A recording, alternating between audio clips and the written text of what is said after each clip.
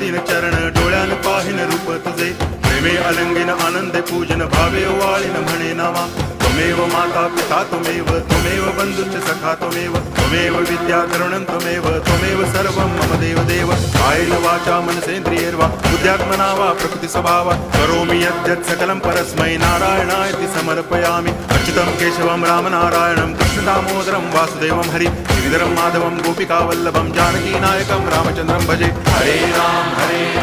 Ram Ram Hare Hare Hare Krishna